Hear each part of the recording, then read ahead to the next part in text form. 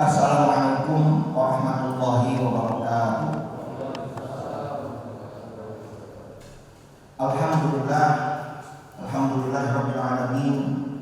Wassalatu wassalamu ala asyrofil anbiya wal mursalin wa ala alihi wa sahbihi wa man tabi'ahum bi ihsanin ila yaumiddin. Asyhadu an la ilaha illallah wahdahu la syarika lah, asyhadu anna Muhammadan abduhu wa rasuluh. La nabiyya ba'dah. Allahumma shalli wa sallim wa barik ala sayyidina Muhammad wa ala alihi wa sahbihi ajma'in. Kita awali dengan memanjatkan syukur kehadirat Allah Subhanahu wa taala atas nikmat dan izinnya dari Allah kita dihadirkan kembali oleh Allah di rumahnya ini untuk bersama-sama melaksanakan kewajiban kita salat subuh berjamaah di Masjid Al-Muhajirin ini dengan harapan seluruh rangkaian ibadah kita yang kita lakukan pada hari ini sampai akan tidur kembali nanti malam, insya Allah Allah meridai seluruh ibadah kita. Salawat dan salam tercurah untuk Rasul kita Nabi kita Muhammad Sallallahu Alaihi Wasallam, dan semoga pula terlimpah untuk keluarga Rasulullah, para sahabat, tabi'in, insya Allah termasuk kita sekalian hingga akhir sana. Bapak dan Ibu sekalian, jamaah salat subuh Masjid Al-Muhajirin rahimahullah. Baik, kita akan melanjutkan kembali pembahasan kita. Pada bulan yang lalu kita sudah sampai beberapa nama dari nama-nama Allah ya, sudah kita paparkan. Demikian juga apa yang disampaikan dari Abdul Hasan Al-Maturidi, yaitu mengenai sifat 20 ya, dari wujud, qidam, baqo. Itu juga kita sudah paparkan pada bulan kemarin. Tentunya pembahasan ini tidak secara keseluruhan kita bahas ya, karena memerlukan waktu yang cukup panjang sampai pada al-asmaul husnanya. Ini juga merupakan pembahasan yang cukup panjang. Namun kami ingin menyampaikan yang berikutnya, yaitu dengan tema berkaitan dengan masalah iman. Kalau Bapak yang pernah punya buku akidah atau membeli buku akidah, ada di halaman 122 pembahasan tentang iman ini ya, ada di halaman 122 di dalam pembahasan tentang iman ini.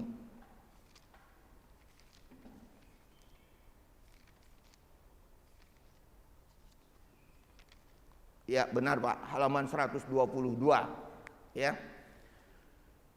Bapak sekalian, sebagaimana kita atau kami sudah sampaikan bahwa metodologi yang kita ingin sampaikan itu adalah metode yang berasal dari aswaja. Ini tolong dipahami ini Pak. Yaitu berdasarkan dari metode Ahlus Sunnah wal Jamaah. Jadi bagaimana yang sudah kita paparkan pada waktu yang lalu, kita tidak membahas yang berkaitan dengan konsep yang dikembangkan oleh orang-orang Salafi Wahabi ya. Ini sudah kita paparkan pada bulan-bulan yang lalu. Nah, tentunya kalau dikatakan apakah nanti ada perbedaan? Nah, jelas nanti ada perbedaan tentunya. Ya. Sehingga kita mengambil yang sifatnya pendapat-pendapat jumhur ulama, mayoritas ulama saja. Ya, bukan berdasarkan dari kelompok-kelompok kecil, dan termasuk di negara kita ini adalah negara yang memang menggunakan secara mayoritasnya adalah konsep dari jumhur ulama atau yang kita kenal dengan konsep aswajanya. Nah, Bapak sekalian, kita masuki dalam pembahasan ini. Di dalam pembahasan ini, konsep tentang iman ini akan berbeda dengan yang lainnya.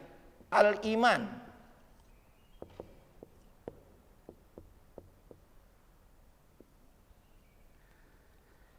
Kata iman yang kalau kita ambil secara arti letter luck-nya, itu artinya adalah pembenaran atau at-tasdiq.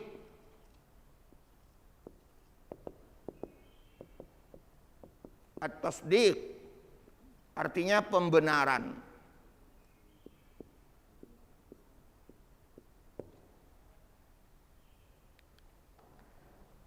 Jadi iman yang diajarkan menurut konsep aswaja ini adalah membenarkan seluruh apa yang dibawa oleh Rasulullah Shallallahu Alaihi Wasallam. Membenarkan seluruh apa yang dibawa oleh Rasulullah Shallallahu Alaihi Wasallam, baik yang bersifat global secara garis besar atau yang bersifat terperinci. Nah, semua apa yang dibawa oleh Rasulullah Shallallahu Alaihi Wasallam itulah kita membenarkannya. Sehingga pembenaran ini tidak ada sedikit pun di dalam diri kita itu keraguan di dalam kita meyakini atau menerima apa yang kita sebutkan dengan yang dibawa oleh Rasulullah Shallallahu Alaihi Wasallam itu. Sebab kalau sudah ada keraguan, katakanlah saya menerima Islam separuh apa yang dibawa oleh Rasulullah separuh, yang separuhnya lagi saya nggak mau, saya tolak misalnya, kita katakan demikian. Maka orang yang seperti ini bisa masuk ke dalam kategori kufur tentunya, karena dia menolak separuh, walaupun separuhnya itu katakanlah berapa prosentasenya, atau apakah 50-50 separuhnya begitu, atau barangkali sekian persen saja, maka dia sudah masuk ke dalam kekufuran. Jadi pembenaran ini adalah pembenaran yang harus dilakukan oleh kita secara totalitas. Nah, ini yang harus kita pahami. Apa yang dibenarkan oleh kita sebagai orang yang beriman tadi, yang dibenarkan oleh kita adalah tentunya al-Islam. Tentu seluruh ajaran Islam.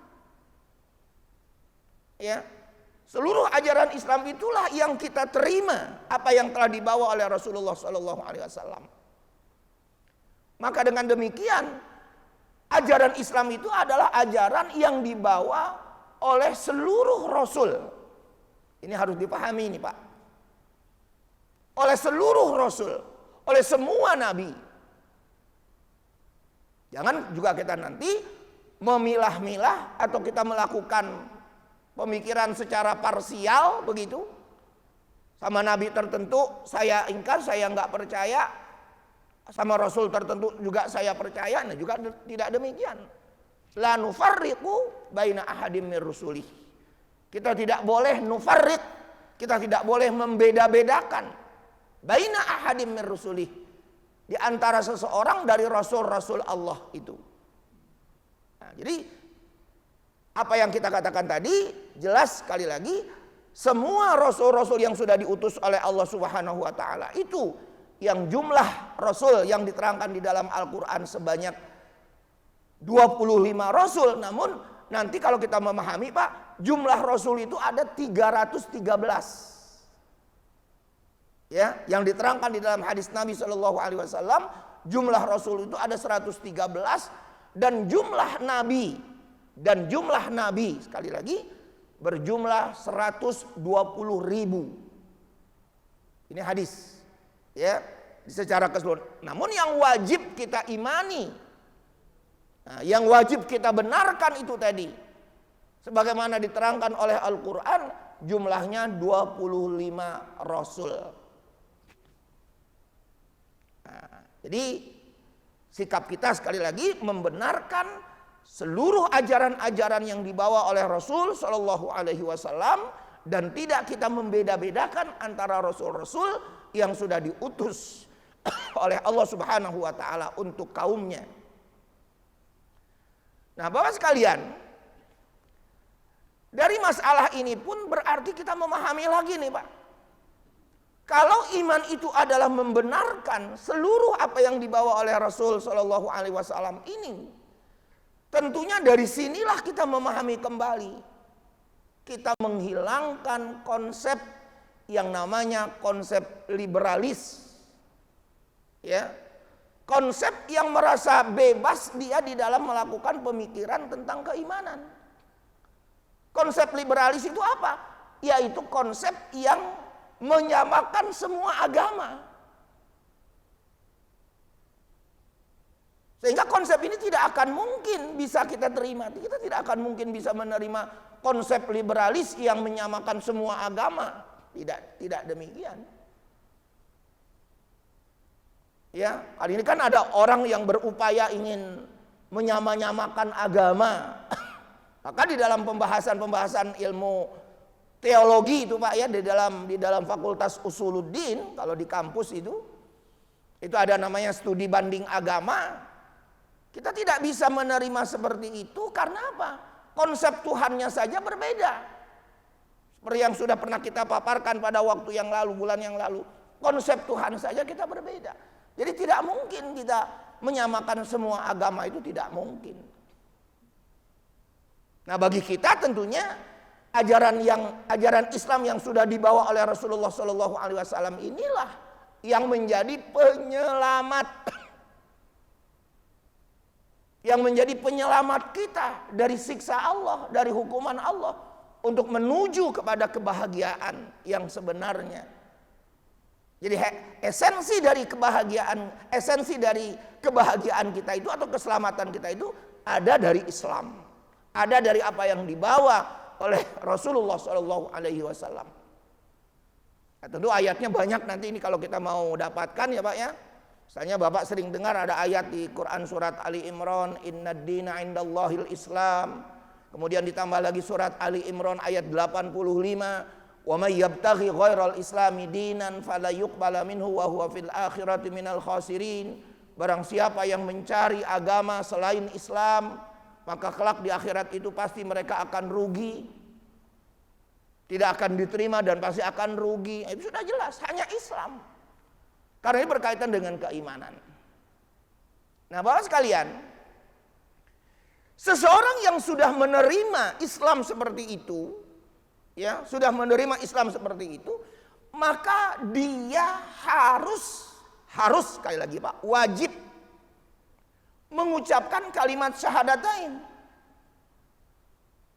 Jadi tidak, saya yakin, saya percaya bahwa Islam itu benar, tapi dia nggak membaca syahadatain Pak. Misalnya, nah dia belum disebut sebagai Muslim. Karena syahadatain ini boleh saya ibaratkan seperti pendaftaran kita mau masuk, katakanlah kita mau masuk ke kampus Pak, mau masuk sekolah.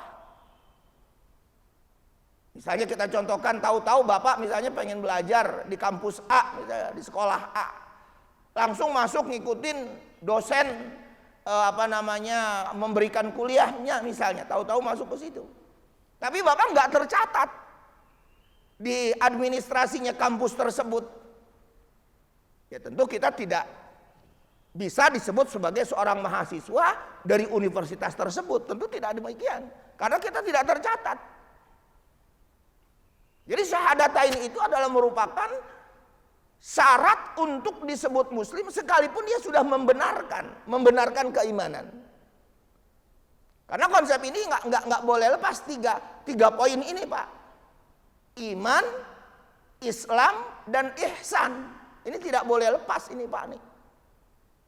Ini sebagaimana yang didapatkan di dalam hadis yang berkaitan dengan kedatangan malaikat Jibril, di mana Rasulullah SAW sedang duduk-duduk bersama para sahabatnya, datang seseorang yang tidak dikenal dengan berbaju sangat putih, demikian juga rambutnya sangat hitam pekat, ya.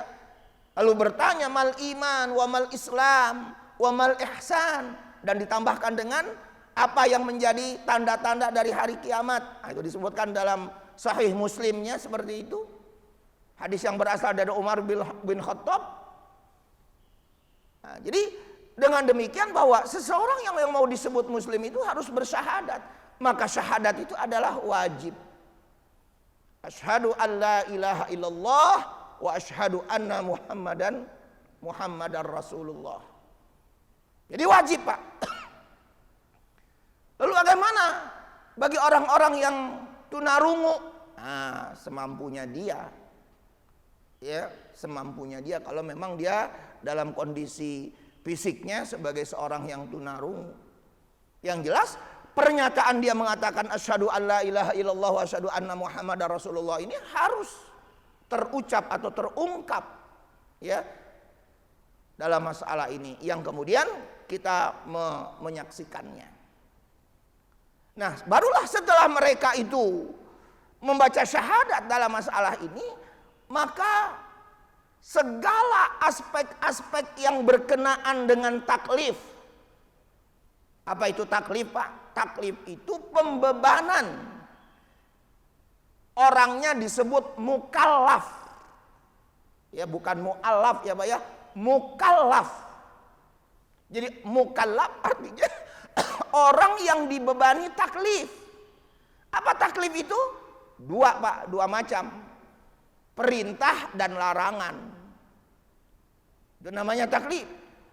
Seorang yang telah bersyahadatain, maka dia dibebani taklif untuk menjalankan perintah-perintah Allah. Dibebani taklif untuk menjauhkan larangan-larangan Allah Subhanahu wa taala. Dan termasuk akibat-akibat hukum. Nah, ini lagi nih, Pak. Termasuk akibat-akibat hukum yang melekat pada diri seseorang tadi. Ya. Akibat-akibat hukum yang lainnya apa? Akibat-akibat hukum yang lainnya, Pak. Misalnya saling mewarisi. Nah, itu dia berhak menikah dengan sesama muslim. Nah, itu akibat-akibat hukum. Dia juga kalau sudah nanti sudah fase, sudah bagus, dia juga berhak menjadi imam. Memimpin sholat berjamaah misalnya, begitu dan seterusnya dan seterusnya. Ini akibat hukum kepada orang yang sudah mengucapkan dua kalimat syahadat. Nah, dari sinilah berarti kita memahami bahwa keislaman yang sudah betul-betul dilaksanakan oleh seseorang tadi, ini menunjukkan bahwa dia sebagai seorang muslim. Nah, tentunya kalau sudah mengamalkan ini, nah, kita akan disinilah akan melihat sisi perbedaan dari apa yang terjadi di dalam aliran-aliran Islam itu sendiri, Pak. Di dalam sekte tertentu kita katakan seperti itu, keimanan itu tidak hanya pembenaran. Ini kelompok tertentu saya katakan. Kelompok tertentu yang saya maksudkan adalah kelompok Khawarij, Pak, nanti, Pak.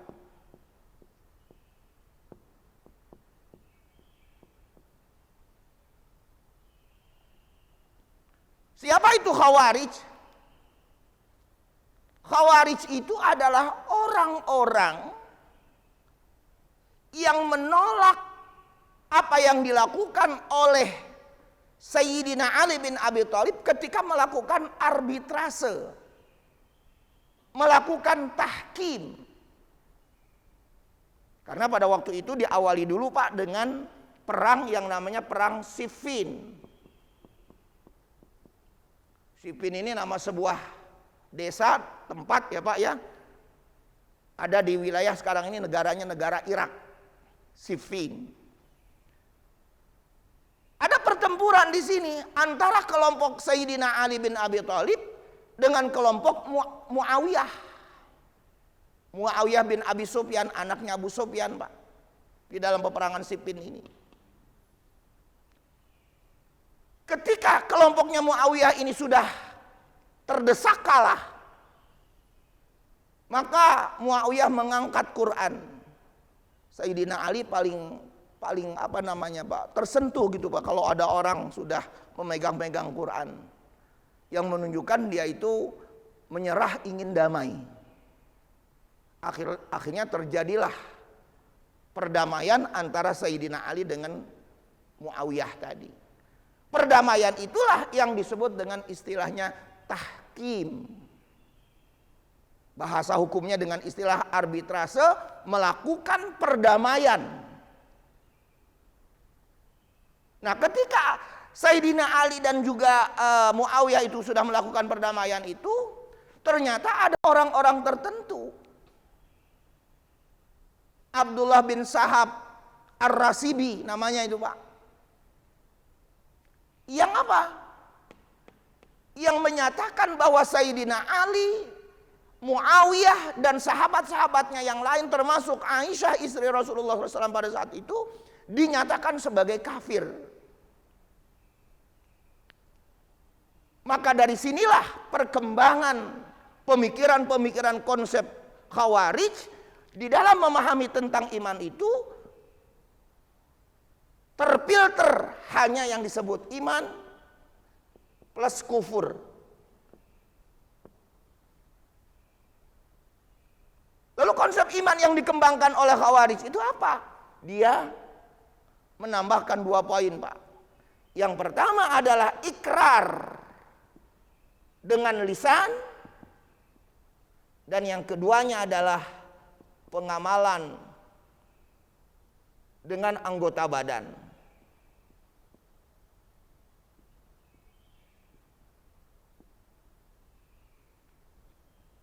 Ditambahkan oleh orang-orang Khawarij ini bahwa keimanan itu tidak cukup sampai ditasdik saja, melainkan dia harus mengikrarkan secara lisan dan mengamalkan, ada pengamalan dari anggota tubuh kita. Sehingga ketika ini digabungkan, Pak, digabungkan sekali lagi, maka orang yang tidak mengucapkan secara lisan, orang yang tidak mengamalkan agamanya itu dengan baik, maka menurut Khawarij itu disebut kufur. Itulah perkembangannya sekarang terjadi di mana-mana. Mengkafirkan orang, takfir orang-orang tersebut. Karena nggak sesuai dengan persyaratan menurut Khawarij yang ditambah 2 poin ini. Maka menurut konsep aswaja, menurut konsep aswaja Ahlus Sunnah wal Jamaah, ya, yang dipelopori oleh Abul Hasan Al-Asy'ari, maka 2 poin ini termasuk dari syarat untuk menuju kepada kesempurnaan iman. Syarat menuju kesempurnaan iman. Jadi orang yang beriman itu, yang namanya orang beriman hanya di sini. Pembenaran. Kalau kita mau yang 2 ini, itulah sebagai tanda dari keimanannya itu sempurna. Makanya Bapak sering dengar satu hadis Nabi Shallallahu Alaihi Wasallam, al-imanu yazidu wa yanqusu. Iman itu ada kalanya naik, ada kalanya berkurang, menurun. Menurut konsep aswaja, iman bertambah naik dan iman menurun itu dikarenakan apa, Pak? Ibadah dan ketaatan kita. Kalau semakin lama kita semakin taat kepada Allah, beribadah kepada Allah dengan sebaik-baiknya, insya Allah iman kita naik, yazid. Tapi kalau kita malas beribadah, taat kepada Allah kita malas, maka lama-lama berkurang, turun. Nah, termasuk pelaku-pelaku maksiat sekarang, Pak. Apakah pelaku-pelaku maksiat itu masih masuk ke dalam kategori iman? Misalnya ada orang muslim, maaf ya Pak, dia doyan berzina, dia pemabuk misalnya. Pertanyaannya, apakah imannya itu hilang? Imannya itu udah nggak ada lagi, itu pertanyaannya. Jawabannya, imannya tetap ada. Ini menurut konsep aswaja saya katakan.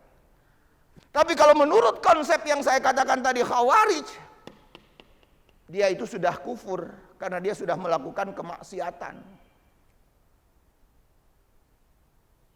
Nah, beda sekali di sini.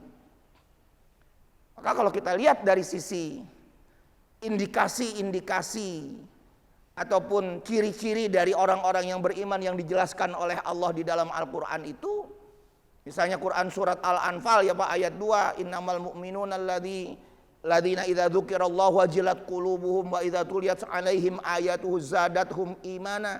Ciri dari orang-orang yang beriman itu adalah apabila dibacakan ayat-ayat Allah gemetar hatinya dan kemudian bertambah imannya.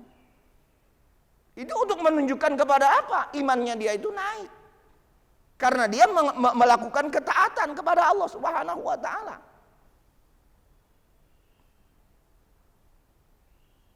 Nah, jadi sekali lagi mengikrarkan dengan lisan dan juga mengamalkan dengan anggota tubuh kita ini, maka ini termasuk dari syarat menuju kepada kesempurnaan iman. Nah, lalu di mana sekarang Pak pernyataannya? Di mana seseorang itu dinilai orang yang tadinya beriman kemudian dia kufur? Pertanyaannya begitu Pak. Kalau ada demikian ya Pak ya. Penilaiannya ada pada apa Pak? Penolakan.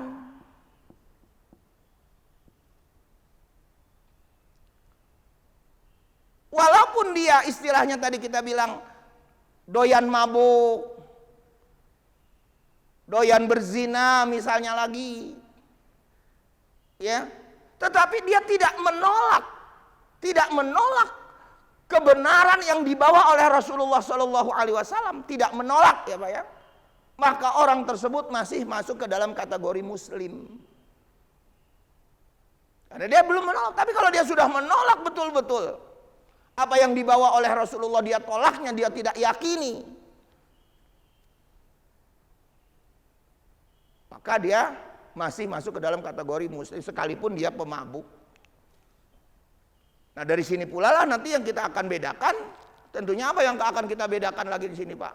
Kita wajib tetap mengurus jenazahnya secara Muslim. Jadi jangan sampai dia kan pemabuk, dia kan pezina, dia kan pencuri, preman kelas kakap misalnya, kita katakan demikian. Kalau dia mati ya tetap, selama dia tidak ada penolakan dari ajaran Islam itu sendiri. Sehingga termasuk yang kita sering dengar hadis Nabi Shallallahu Alaihi Wasallam ya Pak ya. Misalnya hadis Nabi mengatakan man tarokas shalah muta'ammidan faqad kafara jiharon. Barang siapa yang meninggalkan sholat dengan sengaja muta'ammidan faqad kafara jiharon, maka sungguh dia telah kafir. Pengertian sungguh dia telah kafir itu, dia menolak enggak perintah sholat. Kalau dia menolak perintah sholat, maka dia bisa. Tapi kalau dia cuma sekedar katakanlah lalai, kenapa kamu nggak sholat cuma lalai, disibukkan oleh tugas-tugas atau pekerjaan-pekerjaan dirinya, maka dalam masalah ini lalai itu tidak termasuk daripada kufur, karena dia disebut lalai saja. Ya tentunya kalau sudah begitu tetap ya Pak, karena dia berdosa ya tetap berhak masuk neraka ya Pak ya. Di neraka dulu dicuci, udah bersih baru ke surga. Tetapi dia masih ada apa? Masih ada apa Pak? Masih ada keyakinan la ilaha illallah Muhammadur Rasulullah, dia tetap Muslim. Dia juga tetap berhak masuk surga. Walaupun dirinya mampir dulu, transit dulu di neraka.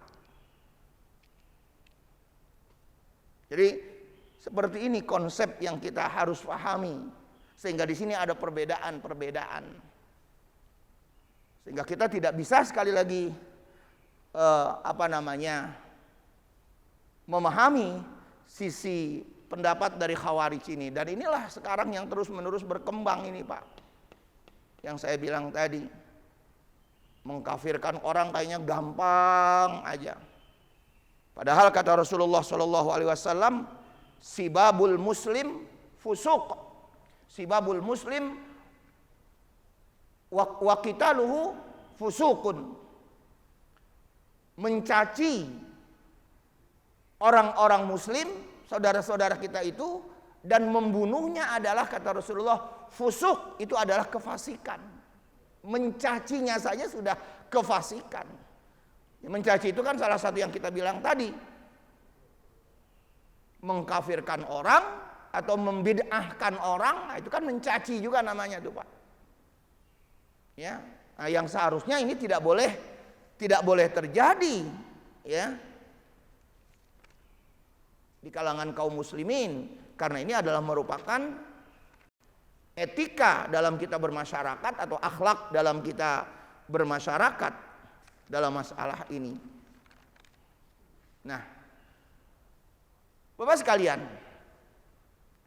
yang menjadi persoalan kembali nih Pak, ini menjadi persoalan kembali yang berkaitan dengan masalah keimanan.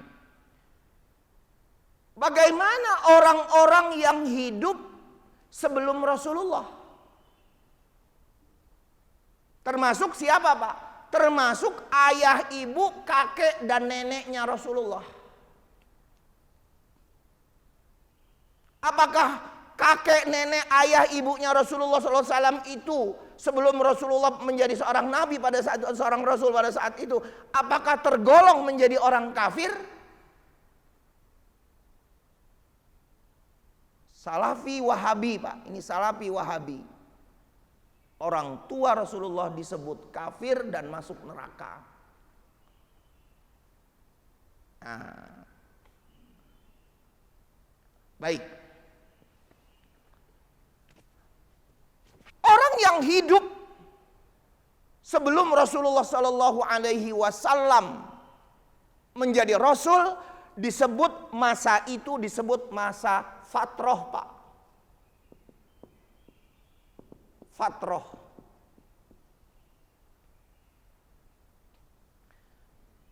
Fatroh itu adalah masa di mana antara Nabi Isa alaihi salam dengan masa Rasulullah Shallallahu Alaihi Wasallam itu berjarak hampir 6 abad. Antara Nabi Isa dengan Nabi Muhammad Shallallahu Alaihi Wasallam hampir 6 abad ini, maka disebut zamannya zaman fatrah. Zaman di mana terputusnya Rasul. Allah belum mengutus lagi Rasul. Ini sebelum Nabi Muhammad. Lahir Nabi Muhammad lahir tahun 571, Nabi Isa diangkat oleh Allah Subhanahu wa taala kira-kira umur 30 tahunan, Pak. Ya, itu disebut dengan istilah kahlan. Kahlan itu umurnya antara 25 sampai 30-an, Pak. Dalam kamus bahasa Arab seperti itu. Jadi ketika Nabi Isa itu diangkat naik oleh Allah ke langit, maka berumur 30 tahun. Lalu Nabi dilahirkan 57 Masehi. 571 Masehi ini, Pak.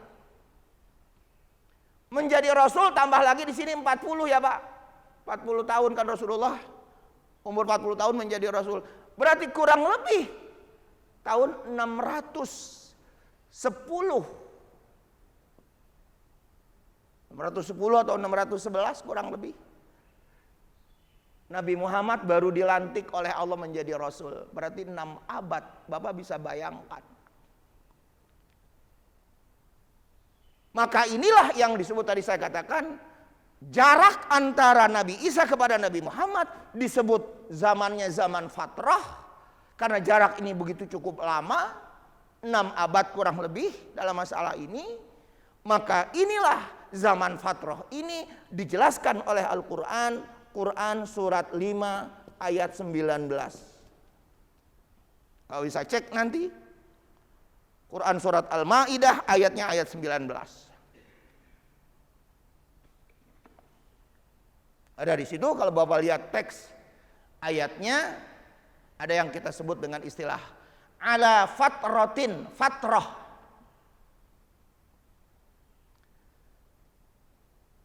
Jadi saya ulangi lagi, apa itu fatrah? Fatrah itu adalah zaman fatrah itu adalah zaman di mana terputus dari informasi para nabi. Maka yang saya lemparkan tadi pertanyaannya, masalahnya Pak, dalam masalah ini, apakah orang tuanya Nabi itu adalah kufur masuk neraka? Saya ulangi, menurut Salafi Wahabi ini, bahwa orang tua Rasulullah itu adalah kafir di neraka. Ya. Sekarang pertanyaannya Pak, Ini secara akal saja dulu. Tega apa enggak Pak? Nabi kita orang tuanya orang kafir, tega enggak Pak? Marah dong, tersinggung. Enggak mau kita. Ya, Nabi disebut orang tuanya adalah kafir, ibunya atau kakeknya atau neneknya, atau orang-orang yang hidup di zaman itu pada saat itu, tentu tidak mau kita. Lalu bagaimana konsep aswaja Pak? Konsep aswaja di dalam membantah konsep ini. Nah, ini kembali lagi konsep aswaja kita tekankan. Menurut konsep aswaja, inilah yang harus dipahami kembali di dalam Al-Quran surat 17 ayat 15. Surat Al-Isra sebagai bantahan kepada Salafi Wahabi itu tadi, atau khususnya juga kepada Khawarij, ya, dalam masalah ini. Apa kata Allah di dalam Al-Quran surat Al-Isra surat 17 ayat 15 itu? Allah katakan, wa ma kunna mu'adzibina hatta nab'atsa rasula. Wa ma kunna mu'adzibin. Kata Allah, kami tidak akan mengazab, menyiksa. Kaminya Allah, kami tidak akan mengazab atau kami tidak akan menyiksa hatta nab'atsa, sehingga kami mengutus rasula, seorang rasul.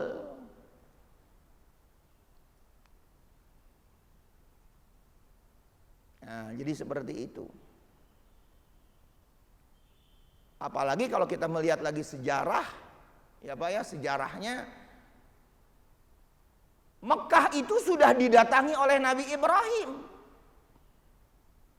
sudah didatangi oleh Nabi Ismail alaihissalam, sudah didatangi oleh Siti Hajar, ibunda dari Nabi Ismail, sudah didatangi, singgah di Makkah. Nah, jadi apa yang dibawa oleh Nabi Ibrahim itu adalah merupakan ajaran tauhid yang pernah dibawa oleh Nabi Ibrahim yang ada pada saat itu. Berarti nilai-nilai agama yang disebutkan dengan bahasa Al-Qur'annya itu adalah milah Nabi Ibrahim sudah ada di kalangan bangsa Arab. Karena dengan persinggahannya Nabi Ibrahim. Walaupun nanti kalau kita lihat lagi bangsa Arab jahiliyahnya itu dalam masalah ini konsep-konsep syirik juga memang dibawa oleh seorang Arab yang berasal dari negeri Syria, sehingga dia atau mereka akhirnya mengajak menyembah patung. Tetapi paling tidak kita memahami kembali di dalam sejarah bahwa Nabi Ibrahim sudah membawa ajaran agama bersama anaknya yaitu Ismail, bersama istrinya atau bersama ibunda dari Nabi Ismail alaihissalam. Nah, jadi bagi kita sekali lagi dalam masalah ini jelas bahwa menurut aswaja dan juga pendapat jumhur mayoritas ulama, orang tuanya Nabi masuk surga. Kakeknya Nabi Abdul Muttalib juga masuk surga. Neneknya Nabi juga masuk surga. Ya, karena ayat di surat Al-Isra surat 17 itu ayat 15. Nah, Bapak sekalian, lalu bagaimana Pak konsep dari nasab, keturunan Rasulullah Shallallahu Alaihi Wasallam ini? Apakah keturunan Rasulullah Shallallahu Alaihi Wasallam ini adalah keturunan yang nggak benar? Itu pertanyaannya. Sehingga banyak ejekan kepada Rasulullah SAW, kepada Nabi kita Shallallahu Alaihi Wasallam. Wah, itu kan zaman jahiliyah, Orang-orangnya juga pasti brengsek, nggak benar-benar itu. Kalau ada yang mengatakan seperti begitu, kita jawab dengan beberapa hadis Nabi Shallallahu Alaihi Wasallam. Ini kata Nabi sendiri. Apa kata Rasulullah Sallallahu Alaihi Wasallam dalam sebuah hadis? Inna Allah astafa Kinanah min waladi Ismail. Sesungguhnya Allah Subhanahu Wa Taala itu adalah memilih. Allah telah memilih dari Kinanah, salah seorang nenek buyutnya Rasulullah SAW yang berasal dari Nabi Ismail.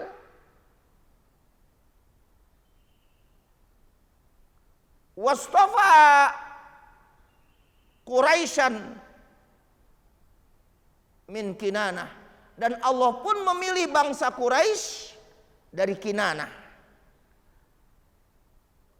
Dan akhirnya kata Rasulullah, wastafani min Bani Hashim. Sedangkan Allah juga memilih aku, kata Rasulullah, min Bani Hashim, berasal dari Bani Hashim. Nah, hadis ini diperkuat kembali, Pak. Diperkuat kembali di dalam satu hadis. Di sini dikatakan bahwa aku senantiasa beralih dari tulang-tulang rusuk yang suci. Beralih itu artinya keturunan-keturunannya, Pak. Dari sebelum Rasulullah itu maksudnya. Aku beralih dari keturunan-keturunan rusuk dari nenek moyangku itu. Lalu dikatakan lagi, yaitu mereka adalah orang-orang yang memiliki rahim yang bersih, yang suci. Jadi bukan berasal dari hasil perzinahan nenek moyangnya dari Rasulullah itu. Ini Rasulullah sendiri yang menjamin kebersihan kakek nenek buyutnya ke atas itu bersih. Lalu bagaimana pernikahannya? Nah, ini kalau Bapak bertanya lagi. Lalu bagaimana pernikahan nenek kakek Rasul buyut-buyutnya itu ke atasnya itu? Kata Rasulullah SAW dikatakan kembali di dalam satu hadis ini bahwa ma waladani min sifain ahlil jahiliyah syai'. Tidaklah aku itu dilahirkan, kata Rasulullah SAW, dari kalangan orang-orang jahiliyah. Nah, di sini nanti kita bedakan, Pak, jahiliyah itu apa ya? Wa ma waladani illa nikahun kanikahil Islam. Dan tidaklah aku juga dilahirkan kecuali di dalam pernikahan yang sama dengan pernikahan Islam. Jadi konsep pernikahan Islam itu sudah ada sebelum Rasulullah Shallallahu Alaihi Wasallam, sudah ada.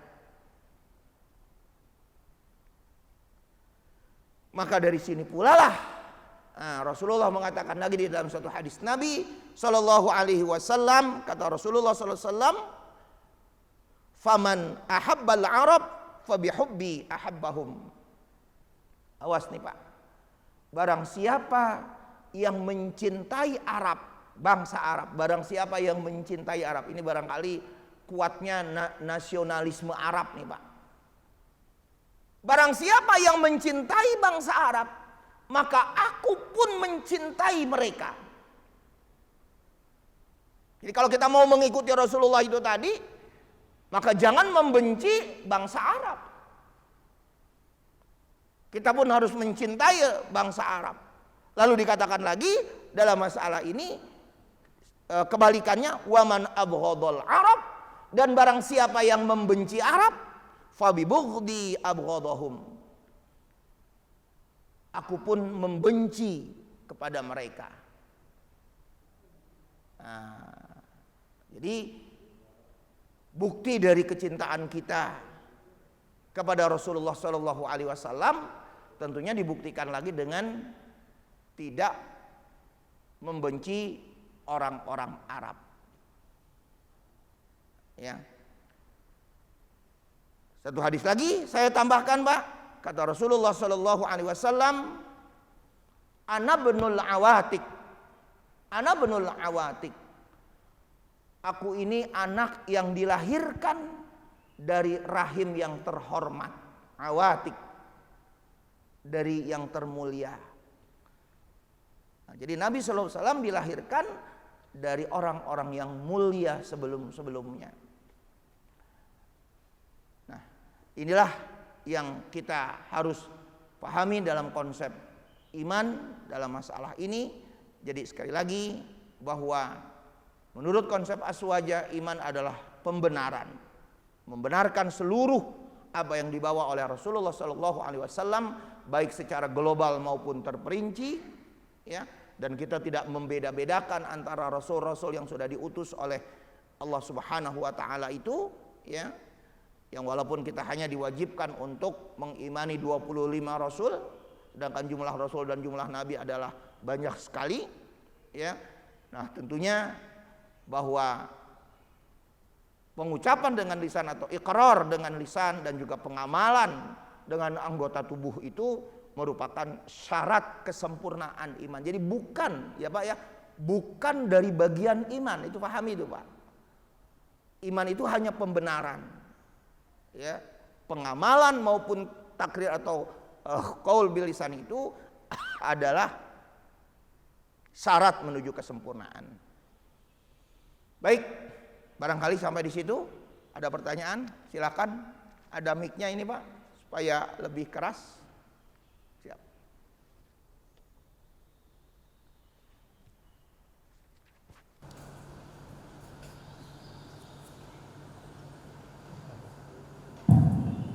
Assalamualaikum warahmatullahi wabarakatuh. Waalaikumsalam. Ustaz, ini ada dua pertanyaan. Pertanyaan yang pertama artinya cukup singkat jawabannya. Tadi kan Ustaz mengatakan bahwa ada sekitar 313 rasul. Nah, di mana kita bisa mengetahui nama-namanya? Apakah di satu buku apa? Mohon informasinya agar, karena kadang-kadang kita dapat informasi ada rasul lain selain 25, sehingga kita menganggap informasi itu salah. Nah, kita ingin dapat informasi di buku mana yang menjelaskan 313 itu satu.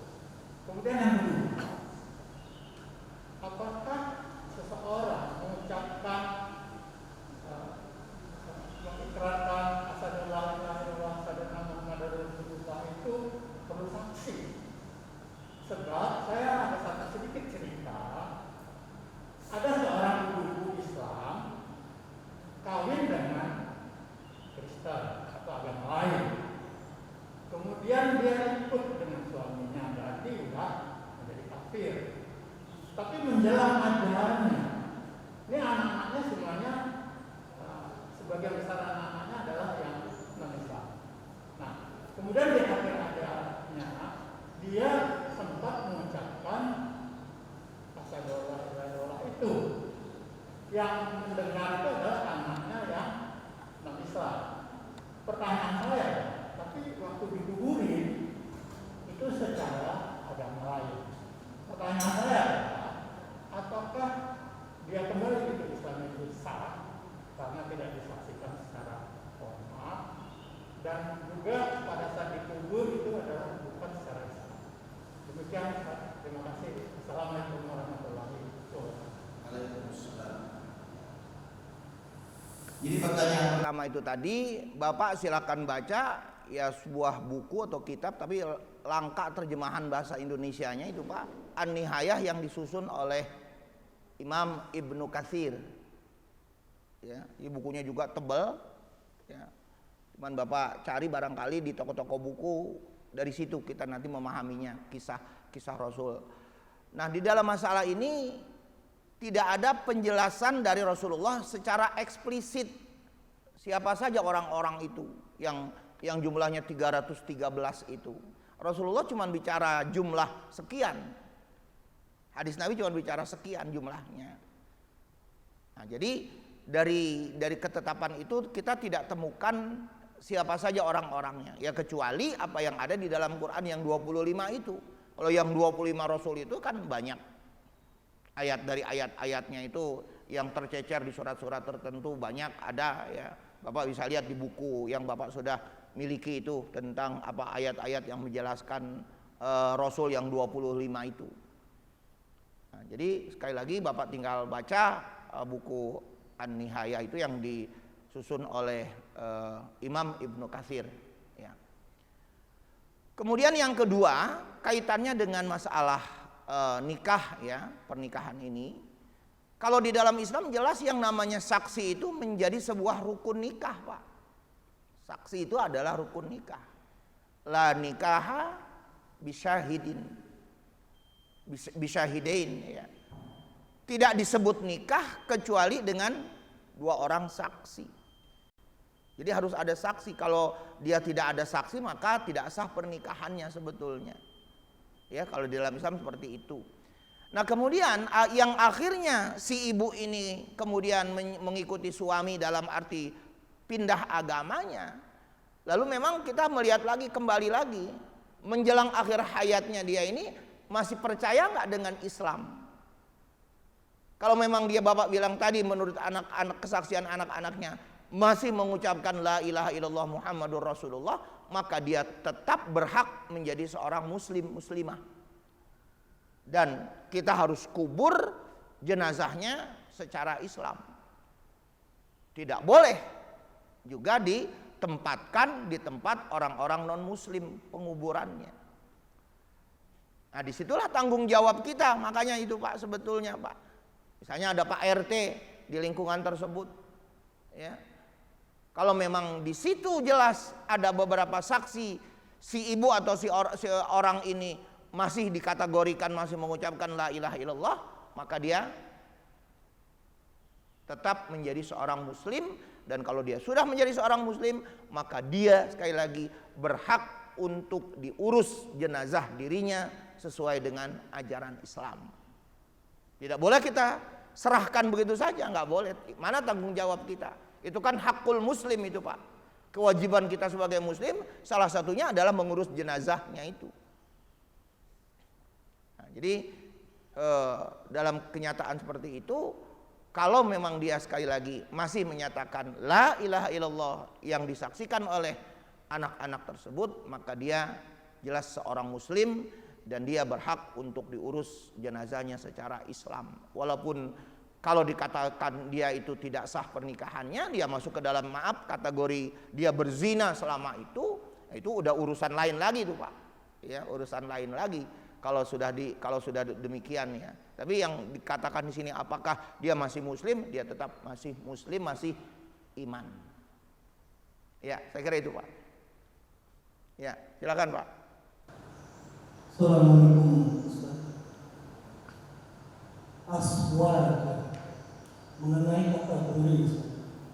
Mengenai Kategori tadi Ustaz mengatakan begini Ustaz, seorang muslim, seorang Islam, dia memang sudah patuh sekali dari kecil sampai katakanlah sudah tua.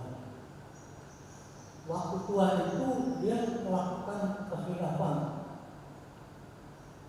Salah satunya misalnya berzina atau mencopet atau maling atau gembel. Pada waktu itu orang itu dicabut nyawanya sama Allah, itu enggak. Artinya pada waktu itu imannya itu sedang hilang. Orang itu melakukan zina itu sedang hilang, kan bisa.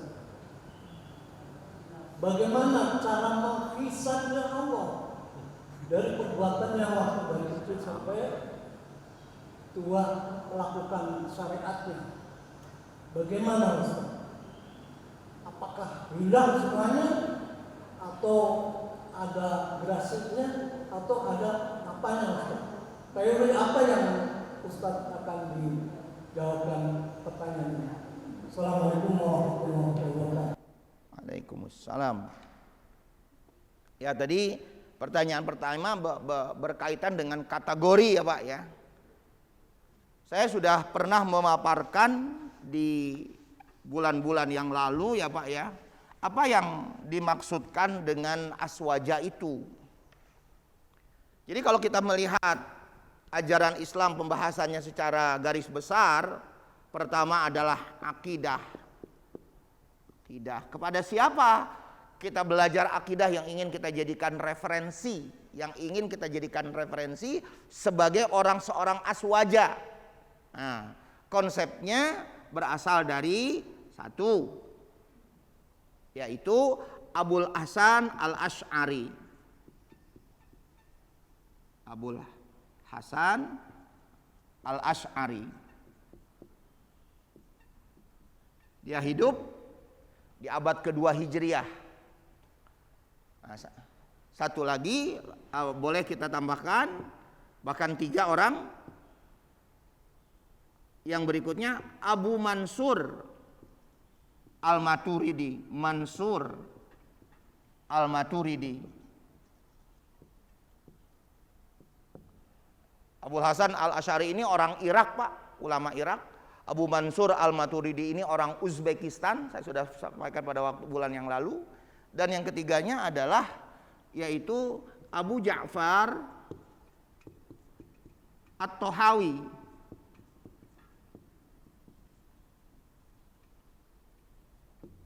Bapak bisa barangkali pernah lihat bukunya dari Fathul Majid yang sudah diterjemahkan, cukup tebal bukunya. Nah, ini orang Mesir. Pada umumnya mereka ini sejaman nih Pak, sejaman satu masa, tetapi tidak ketemu karena jauh-jauh. Yang satu di Irak, yang satu di Uzbekistan, yang satunya lagi di Mesir.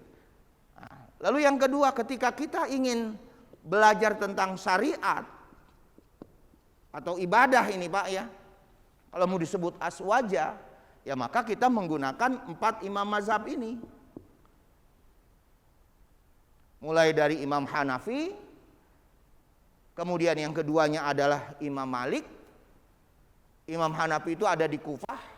Kufah itu adalah wilayah dari salah satu wilayah negara Irak sekarang ini Pak. Kemudian yang kedua Imam Malik. Nah, Imam Malik itu adalah orang asli orang Madinah. Imam Malik ini. Nah, yang ketiganya adalah Imam Syafi'i.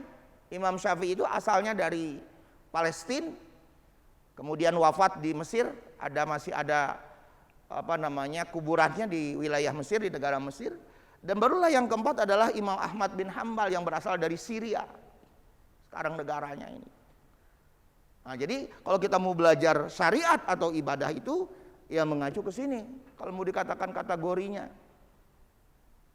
Nah, barulah yang ketiga kita belajar yang disebut dengan istilahnya ihsan, atau jangan alergi nih Pak, sebab ada orang yang alergi, khususnya orang-orang Salafi Wahabi itu, yaitu menyebut dengan istilah lainnya tasawuf.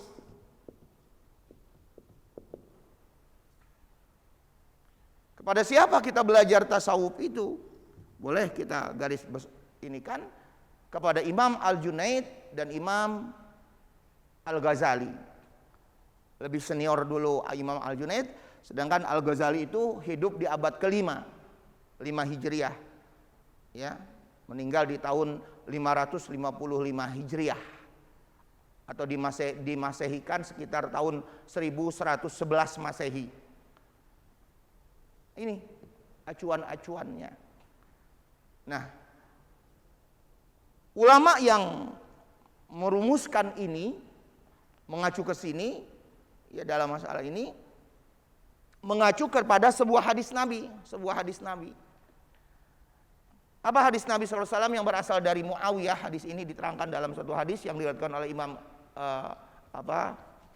Muslim ya, dari Muawiyah, bahwa kata Rasulullah Sallallahu Alaihi Wasallam, kamu nanti di akhir zaman harus berpegang teguh kepada Islam, sekalipun kamu pegang gigit dengan gigi gerahammu itu. Ya. Karena berkaitan dengan ini nanti Islam akan terpecah belah menjadi 73 golongan, 73 kelompok. Maka kamu harus pegang hadis tersebut. Nah, siapa yang kamu harus ikuti dalam masalah ini? Yang harus kamu ikuti itu adalah al-jamaah. Al-jamaah itu berarti pendapat mayoritas ulama. Mayoritas. Nah, di dunia Islam itu kan yang mayoritasnya ya kan ini. Dari sisi akidah mayoritasnya Abu Hasan Al-Asy'ari, Pak. Nanti orang Salafi Wahabi nggak senang nih Pak sama Abu Hasan Al-Asy'ari. Karena konsep perbedaan yang pernah kita bilang pada waktu yang lalu berkaitan dengan sifat-sifat Allah. Allah itu bertempat di arasy. Kata orang-orang Salafi Wahabi. Ya. Itu sudah kita sampaikan pada bulan yang lalu. Nah, jadi ini sebetulnya jamaah berdasarkan hadis yang berasal dari Muawiyah itu tadi. Kalau kita ingin katakan kategorinya, mayoritas ini. Dan tentunya kalau seseorang itu juga bertanya ya Pak ya, bertanya kepada seseorang, itu bukan berarti orang itu namanya taklid Pak, atau ikut-ikutan. Ada orang yang menuduh gitu. Kalau gitu kita taklid. Kita nggak boleh bermazhab. Ada pendapat-pendapat yang kayak gitu tuh Pak tuh. Nggak boleh kita bermazhab. Buat apa bermazhab? Nah, dalam masalah ini semua. Nah, bagi kita tentunya mazhab itu merupakan apa Pak? Merupakan peluang. Ya, merupakan peluang untuk memahami Islam. Dibuka oleh imam-imam mazhab. Dibuka. Walaupun memang secara keharusan kita tidak harus bermazhab, tidak harus tanda petik ya Pak. Tidak wajib. Nah, tetapi paling tidak ya harus ke sana arahnya. Ya, dalam masalah ini. Nah, termasuk apa yang sudah ada ini. Jadi bermazhab itu ya boleh kita katakan sebagai anjuran untuk memahami Islam, iya. Tapi jangan langsung diklaim tidak boleh bermazhab. Ini juga keliru. Bagaimana mungkin bisa memahami Islam, hadis-hadis Nabi kalau nggak ada mazhab, itu nggak mungkin. Lalu yang keduanya tadi apa Pak? Saya lupa tadi. Selain kategori, orang yang berbuat dosa ya Pak ya. Ya. Apakah orang yang berbuat dosa itu imannya bagaimana? Lalu bagaimana cara Allah menghisap? Itu pertanyaan Bapak. Ya. Seperti yang saya sudah katakan tadi, memang ada hadis Nabi ya Pak ya. Tidak dikatakan beriman, ini hadis. Ketika seseorang itu minum khamar. Betul itu. Tidak dikatakan beriman seseorang itu melakukan zina. Itu betul hadis Nabi. Para ulama di sini berbeda di dalam melakukan interpretasi hadis. Interpretasi hadis yang disebut dengan tidak beriman itu bukan berarti imannya itu hilang, bukan berarti imannya itu enggak ada. Para ulama mengatakan imannya orang tersebut adalah iman yang enggak sempurna,